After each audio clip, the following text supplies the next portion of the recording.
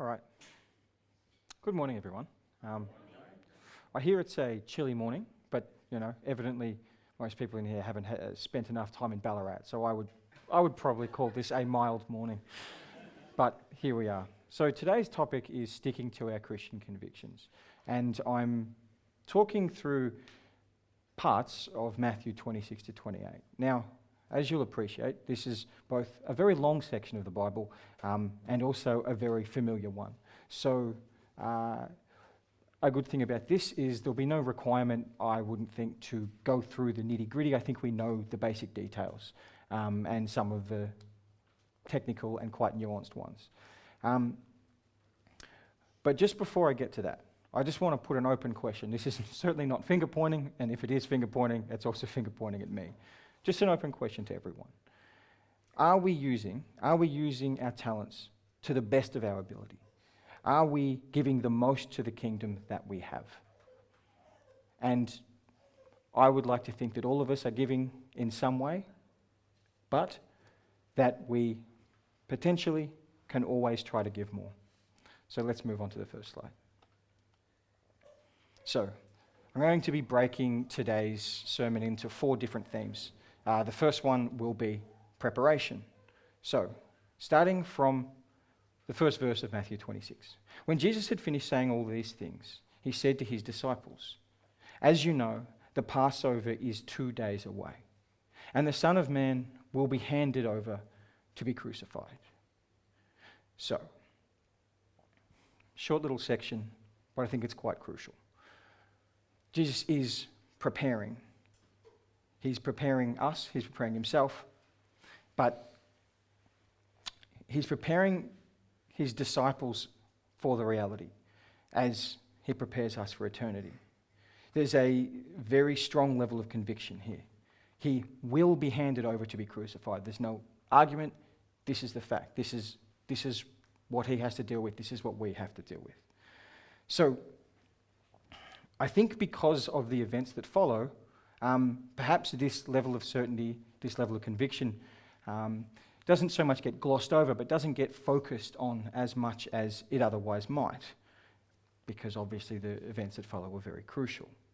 But I think it's worth remembering. It's not a warning, it's a statement of fact. Next slide. So, moving on to verse number 6. While Jesus was in Bethany, in the home of Simon the leper, a woman came to him with an alabaster jar of very expensive perfume, which she poured on his head as he was reclining at the table. When the disciples saw this, they were indignant. "Why this waste?" they asked. "This perfume could have been sold at a high price and the money given to the poor."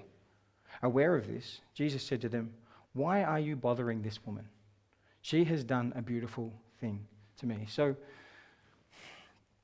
the thing is, I think we look back, we look at the disciples, and it is easy to instinctively think in terms of status. I hope we don't. Sometimes I fall into that. The disciples, they were very important. Jesus is here, but the disciples were here. And who's this woman?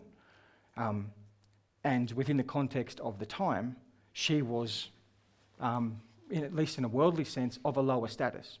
But she was listening to his word. She was doing what she was required to do.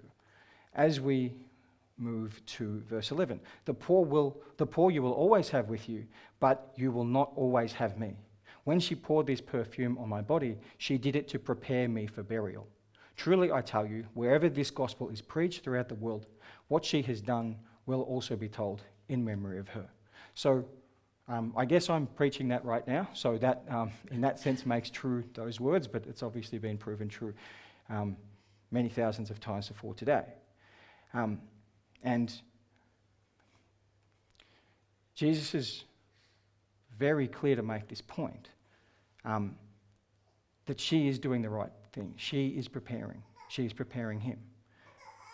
So, whilst Jesus had his 12 disciples, he's not making a distinction between who's more important, who has more to do. Everyone's got their role. Everyone can do their role, and everyone, regardless of status, can do their job poorly. So, a couple of weeks ago at work, my boss, he came in quite bombastic. It's like, all right, we've got this $250. We're giving $250 to one customer, and I need all of you to come up with the best way, the best idea for how we're going to take advantage of this $250. We want to bring customers in, blah, blah, blah. I work for a remittance company, by the way, so that's really exciting. And I'm like, okay, in this very moment, I thought, all right, I'm going to come up with the best idea here. I'm going to impress my boss. So not only that, but I actually came up with an idea during his speech. And he said, I think it was on a Thursday, and he said, on Monday we'll present our ideas. Monday came, no one brought it up, and then it was like, I think the next Wednesday, and eventually we did it. And I'm like, okay, by this time, I'd come up not just with a great idea, but just a whole presentation. And then all of my colleagues, they were like, this is my idea. It was like 6 words.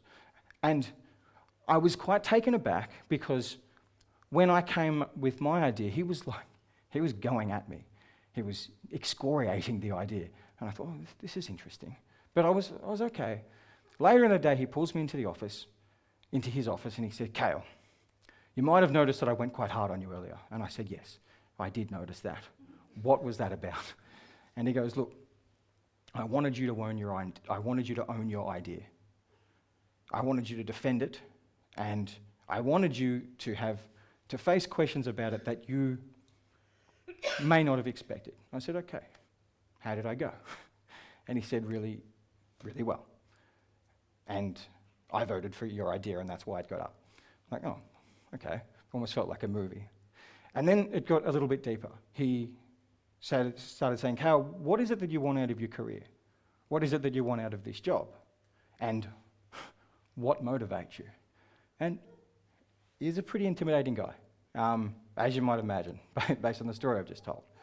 And when he said, what motivates me, there was a moment where what came straight into my head was, following the word of the Lord, being true to my beliefs, regardless of what I'm doing, being true at all times. And I paused for a second. I thought, am I going to say this? Am I going to say this to him? Because I don't know what his beliefs are. And I'm like, all right. I'm motivated by following the word of the Lord. I go to church every Sunday. I've done a few sermons. And he seemed quite taken aback. And there was a moment where I thought, oh, what's happening here? And he I've never seen him lose confidence. I've never seen him stumble over his words once. He's like, oh yeah, I guess for me, I've sort of been near religion. I've considered being religious my whole life, for going to church, or in my case, the synagogue. And he sort of stumbled around for a while. And I thought, whoa, this has affected him. And then I thought, well, I made the right decision. I was true to my beliefs, and whatever would come, would come. That's okay. Now, I seriously doubt he was going to go, all right, Cale, you're fired. How dare you be religious?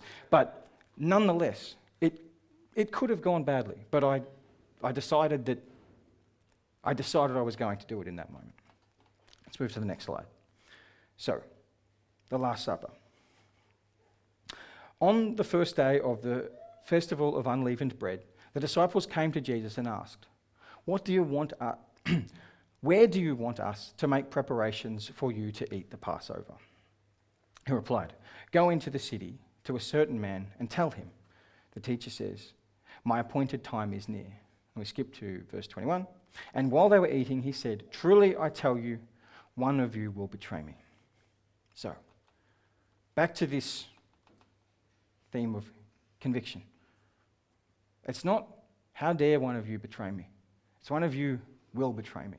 And I think it's very, very important to note this because, again, the disciples probably assume that he trusts them, that he knows their heart, obviously, and that, well, if someone's going to betray him, maybe he should do something to stop this from happening.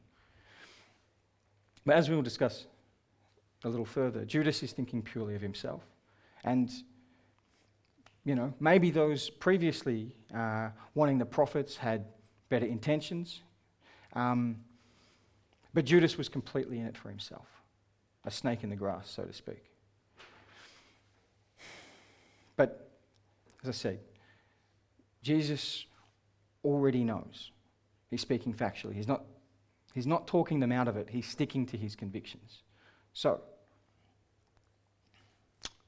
the benefits come from sticking to our convictions. So, about 2 weeks after the incident at work that I just mentioned, I was in a similar physical situation to this. We have little meetings every couple of weeks and we say, look, here's what I've done the last 2 weeks. And I suddenly get attacked verbally by the CEO of the company for something that I don't believe that I did. But anyway. And I'm standing there taking this. It would be as if right now Costa said, Cale, this is terrible. What are you doing? And I would presumably just stand there and take it. But the thing that was confusing me while this was happening, because not only did it seem unfair, but even if it was fair, it wasn't fair to do it in this situation. Maybe take me aside. And I was standing there going, in my head, whilst listening to him very intently, I was going, why aren't I upset about this? Like, what? This is really odd. And I could tell everyone in the room was like, ooh, this isn't good. And then, the meeting ended, I sat down, and I reflected on it, and I thought, I think I've created an environment, at least in my own head, at work, where I'm comfortable that I'm doing the right thing and that the Lord is with me at all times. And hey, I don't want the higher-ups at work to not like my work. I certainly don't want them to be blaming me for things that aren't my fault. Okay, but there's nothing I can do about that. And there's certainly nothing I can do about it in that moment. But creating an environment where Jesus is there, where God's with me, I guess in that moment at least, it was a reward for the conviction that I showed when speaking to my other boss 2 weeks before. Next slide. So moving to verse 36. Then Jesus went with his disciples to a place called Gethsemane, and he said to them, sit here while I go over there and pray. He took Peter and the 2 sons of Zebedee along with him, and he began to be sorrowful and troubled. Then he said to them, my soul is overwhelmed with sorrow to the point of death. Stay here and keep watch with me. Then on to 41. Watch and pray so that you will not fall into temptation. The spirit is willing, but the flesh is weak. So, around this section, Jesus tells Peter that he's going to betray him. 3 times, I believe. Betray's the wrong word. Disown. You will disown me. And Peter genuinely seems not to believe him. Like he's quite taken aback. And he swears that he won't. I think that it's important to reflect in this moment because Jesus knows our hearts even better than we do.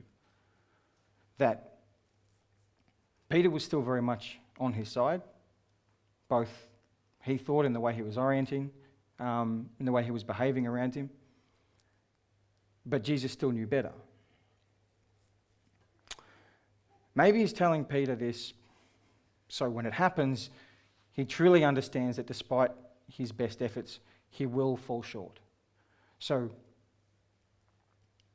we're always doing our best, hopefully. We're trying to live up to Jesus' teachings, but we will fall short. And as I'll hopefully explain with some clarity, I think the difference between what Peter and Judas do is that they both obviously fall short, but Peter is repentant. So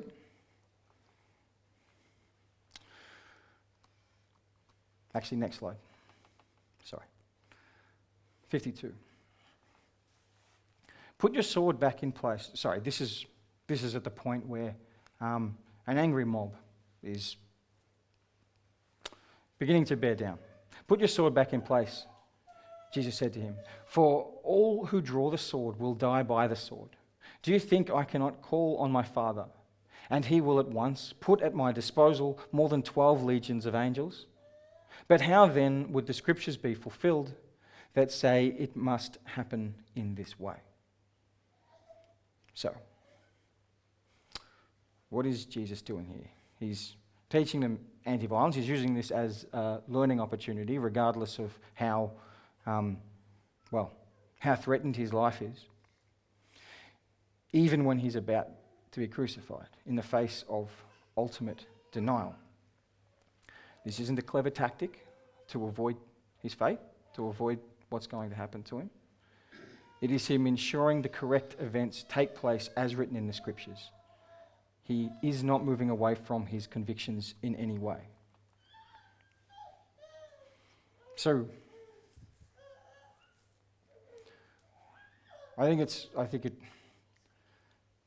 occasionally I think of like times that I've sinned, let's say badly,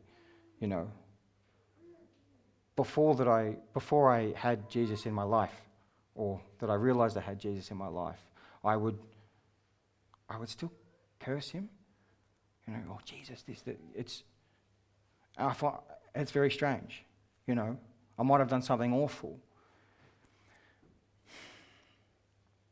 And despite, I guess, in a psychological sense, blaming him for my own bad action, he didn't disown me. He waited until I was ready to let him back in and to follow his teaching. He gave me the chance to stop giving in to my fleshly desires, to improve. Next slide.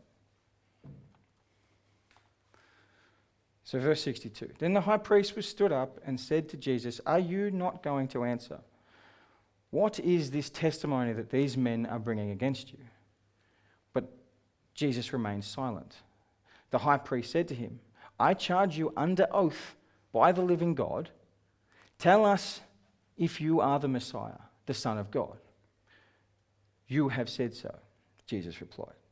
"But I say to all of you, from now on, you will see the Son of Man sitting at the right hand of the Mighty One and coming on the clouds of heaven." So, I think one thing that's really interesting about this section is that the crowd, they seem to either know he's telling the truth, or at very least, they're not that confident that he's lying. And yet, they seem to be baying for blood anyway. So, not the most pleasant group of people. But nonetheless, he still doesn't argue with them. Now, a less extreme example. I occasionally hear Costa talking about him not arguing with his friend on Facebook. And this is advice that I would do very well to take. I struggle with this all the time. It's don't argue with fools or you'll become one. And perhaps sometimes I've become one. But anyway. What happens is, someone says something, mightn't even be a person you know. You're like, "Oh, and then, it all blows up. And even if you're right, and very often I'm probably not, they're just going to misinterpret what I say anyway. So, nonetheless, in a more real life example, I have this friend, God love him, and I do love him, he's a good man, but he is nihilistic to the point of unreason. He's not living in Australia at the moment, but when he is, Cale, Ox, he'll say, come to the pub. Like, okay, yeah, right, let's have a chin wag. And we'll talk about all kinds of things, We'll talk about politics and sport. He's a Collingwood fan, so you try to sort of avoid that. And he'll go right into detail about everything. And he'll get really, really, really intense. And he'll be on like beer 10, and I'll be on beer 0.5. And then he'll go, "Cale, but all of it's pointless anyway. I'm like, here we are. It had to get to this, and it always does. I'm like, okay. So, mate, why the passion then? Why are you so into all of this stuff? Because, he'll be like, yeah, I've got this book about Africa I want you to read. And I'm like, yeah, all right, cool. And then okay, I'll do it. And he'll give me the book and it's 750 pages long. I'm like, I probably shouldn't have committed to this. But for such a passionate person, and he really is passionate, it's not just because he drinks beer, because he's passionate when he's not drinking. I'm like, where does this passion come from? On the one hand, you care so much about the minutiae of life to the point that it makes me care more about it. And then you just want to just throw it all away and say, well, it doesn't matter anyway, so whatever. It takes the pressure away, I suppose. It takes the pressure of orienting his life in the right direction away somewhat. But at the end of it, he ends up quite miserable. But I think, maybe in reference back to my previous sermon, the part 5 of Costa's studies, you can only do so much. And I have occasionally mentioned to him, like I actually do go to church now, and he doesn't want to touch that topic because then he will get a little bit intense. But I'll say to him, mate, where does all this passion come from? Where does this sense that all these little things matter come from? If we're just meat, where does it all come from? And then he just disappears and gets another beer. So it doesn't get through to him, but that's okay. Next slide. Verse 70. But he denied it before them all. I don't know what you're talking about, he said. Then he went out to the gateway. There was another servant girl where another servant girl saw him and said to the people there, this fellow was with Jesus of Nazareth. Now, this is in the section of Peter denying 3 times. And so then he denies a 3rd time, and then he remembers. He's like, Jesus was right. And he wept. So, we love Peter. But in this situation, I don't really think he has an excuse. He did know who Jesus was. He knew him very well. But again, I think there's that important lesson. For us who know Jesus, I think it's less excusable for us to deny him. I know that I would very much like to turn my friend away from his extremely nihilistic ways. I would absolutely love to turn him towards God. But he's about as far away from a person who knows God as anyone that I know. I'm not happy about it, but that's the reality. So it sort of makes sense that he would deny God. But if there's a situation when I'm talking to him and the opportunity comes up, even if he's brought up religion or Christianity or Jesus or God in a scornful way, have I done the most I can if I just avoid the topic? This is a guy that he loves a debate, so he would have it. And I love a debate, as you can probably tell. If I, in that situation, which I have in the past, and I've got like 6 hours to chat to him, and I've said, I'm not going to touch this topic, I'll probably deny Jesus in that situation. And I don't think that I need to. In fact, I know that I shouldn't. Nonetheless, even with this disowning, as it were, with Peter, Jesus did still use him for great works. So falling short doesn't mean that we should despair, but we do need to repent. Next slide.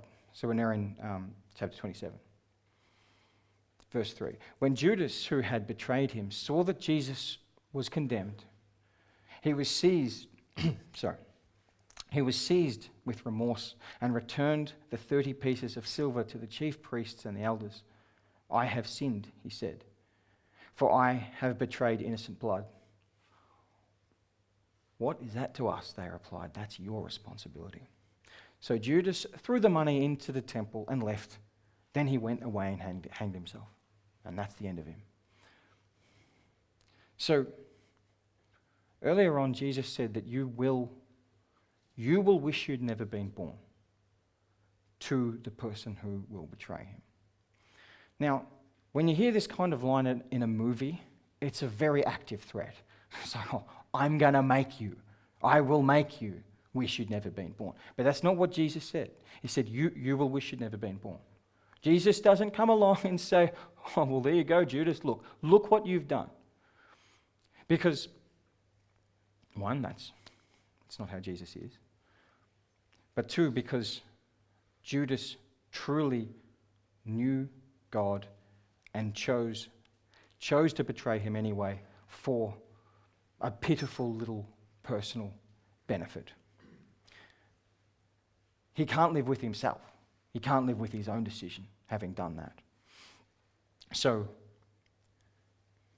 again, it's not that we won't fall short of the glory, but the question is, will we repent?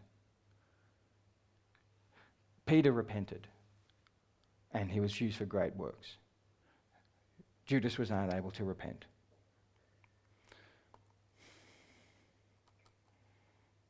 Next slide, please.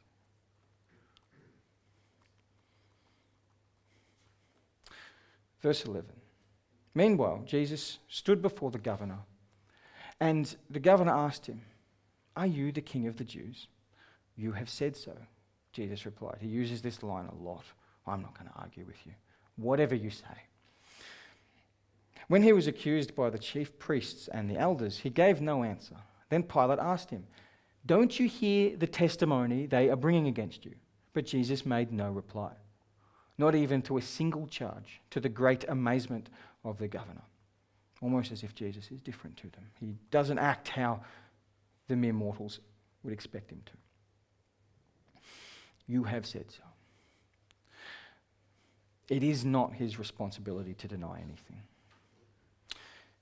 He's been living without sin. He has been speaking only in truth. So is that not enough? He sets the greatest example possible, and yet people want to deny him, in some cases for personal gain, in some cases because of bloodlust, whatever it is. How much proof do you need?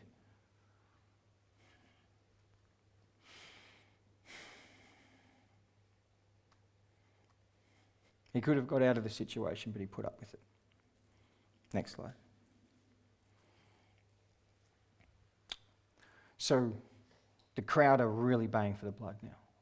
Why? "What crime has he committed?" asked Pilate. But they shouted all the louder, "Crucify him!" When Pilate saw that he was getting nowhere, but that instead an uproar was starting, he took water and washed his hands in front of the crowd. "I am innocent of this man's blood. It is your responsibility." Well, isn't that easy? And that's where we get that great saying, "Wipe your hands clean." No, you are not. He's not necessarily in any danger. He's in charge. He's done this for reputation. What do the crowd say? They say, "Crucify him." Okay, crucify him, but it's not on me. You know, we've had certain, look, I don't want to accuse certain former premiers of Victoria of being Pontius Pilate, and I'm not going to. However, when questions come about, why did we lock down for 26.5 days here, and why did we lock down at 8:05 p.m. here and 12? Listen, I'm not going to apologise for saving lives. Like, if you want to go with the crowd, don't pretend that you're not going with the crowd. It is not courageous at all to say, "Well, look at me, I'm showing leadership. I'm doing what I know is right, regardless of what the crowd say, when the truth is you're both not doing what's right, and you are doing what the crowd say. So, anyway, that needs to be the last time I rant about him in my sermons. I do apologise. Next slide. So, the soldiers mock Jesus. Then the governor's soldiers took Jesus into the praetorium and gathered the whole company of soldiers around him. They stripped him and put a scarlet robe on him, and then twisted together a crown of thorns and set it on its head. They put a staff in his right hand. Then they knelt in front of him and mocked him. "Hail, King of the Jews." They spit on him and took the staff and struck him on the head again and again. After they had mocked him, they took off the robe and put his own clothes on him. Then they led away to crucify him. So, for very obvious reasons, we always think of this and then what ensues from the perspective of the sacrifice. I think that's obviously been acknowledged, but I think what gets talked about less is just how low humanity can stoop in the face of truth here. Now, I think it sort of goes without saying that what the crowd and what the soldiers have done in this situation is obviously despicable to the point of it being impossible to describe. But what lengths will people go to deny the truth? And what can that do to people and to how they think, to how they act, if they're determined to deny the truth?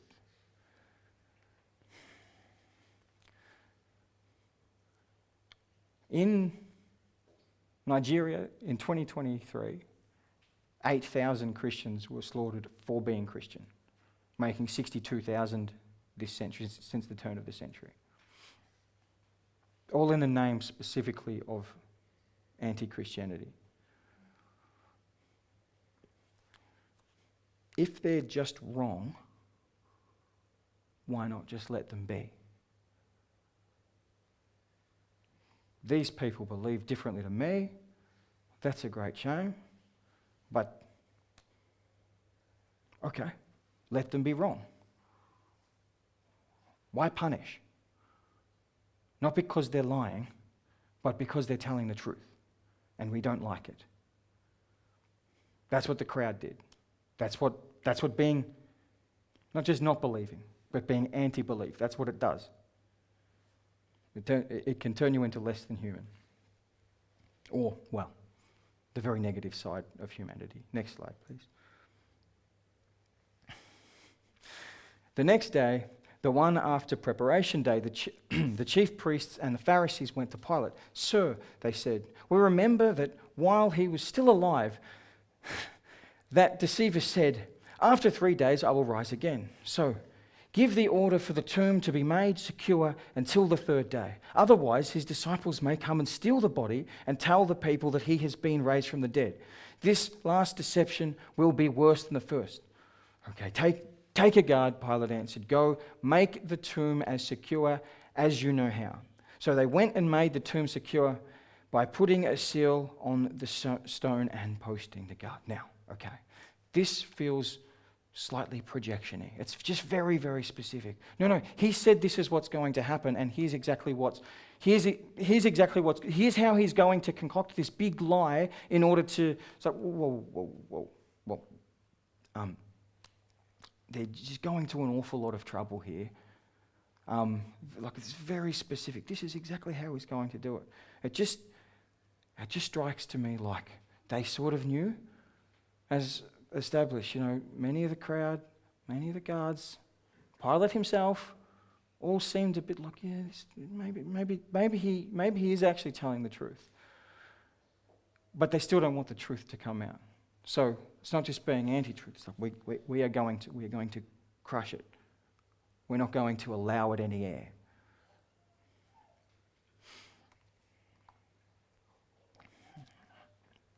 And the thing is, who do we listen to? Who do the crowd worship in this situation? I guess they worship Pilate. Now, he wasn't necessarily the one wanted the situation in the first place, but he certainly didn't stop it from happening, you know. And once a worldly being is given that sort of power, that people will listen to you, as long as you willingly do something horrific because it will keep them happy, then you no longer have politicians who you vote for. You have politicians who you love and therefore will listen to even if they're wrong. Or maybe even worse, celebrities. Well, I like this person, so whatever they say is right. I'll follow whatever they're saying. Even worse, podcasters, those people. Like, oh, well, I like what he has to say about certain things, so he must be right about this.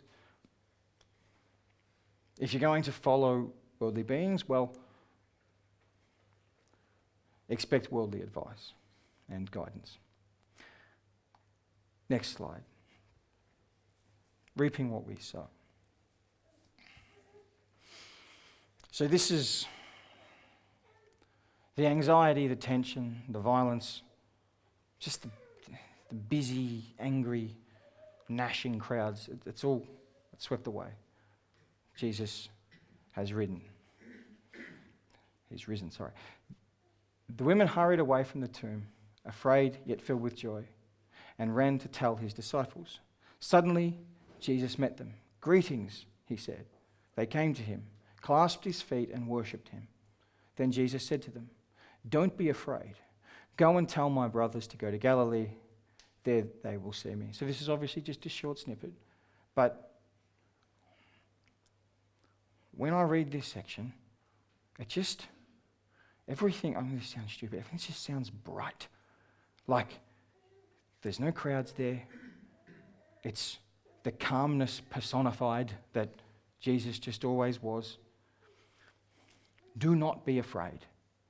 After everything that he's just been through, after everything that means,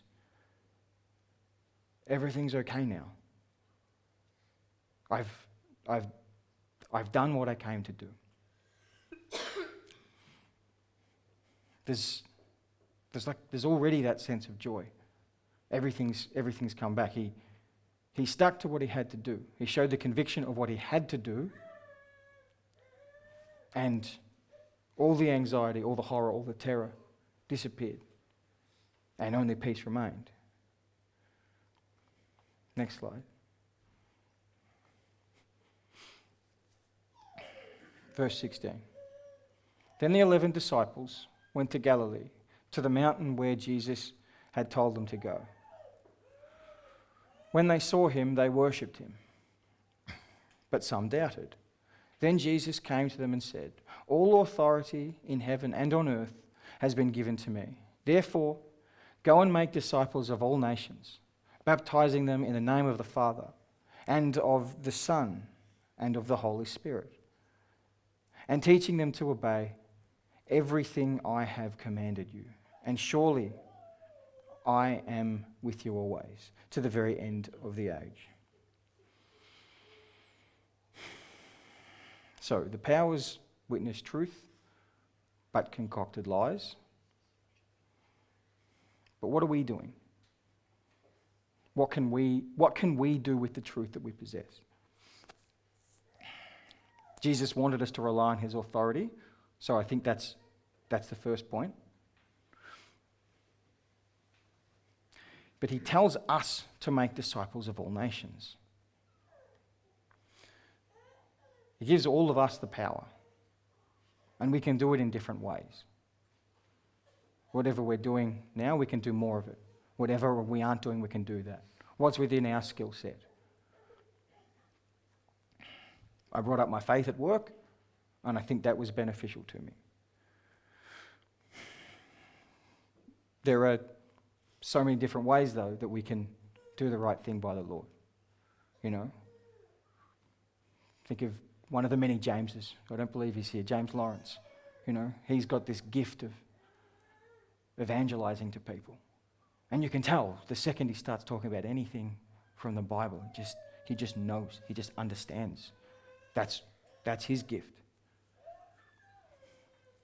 You know, two become one. Cale and I are. Surely that's living within, that's orienting ourselves within the Christian truth. Dedicating another James, baby James, to the Lord. That's another way of doing it. Bringing up as wonderful parents and as a church community. Creating another disciple. That's what they can do. Or one of the other million Jameses that we have here, after a very difficult journey. But, it doesn't just save you. It saves all, it doesn't just save us individually, but everyone around us. So,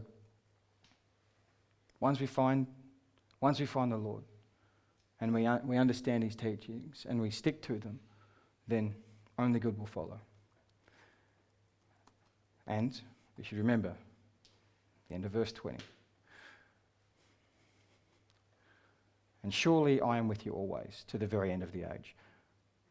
If we've got that on our side, then I think we're doing pretty well.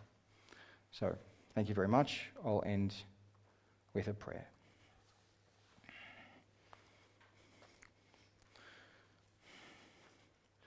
Lord, thank you for making incredible days like this possible, to have so many different individual celebrations, dedications, weddings, marriages, and just such a wonderful church community where everyone is able to share, to grow, to express their talents in their own way. Thank you for always orienting us towards the good and for never giving up on us. And for always trusting that if we orient ourselves towards you, that good will follow.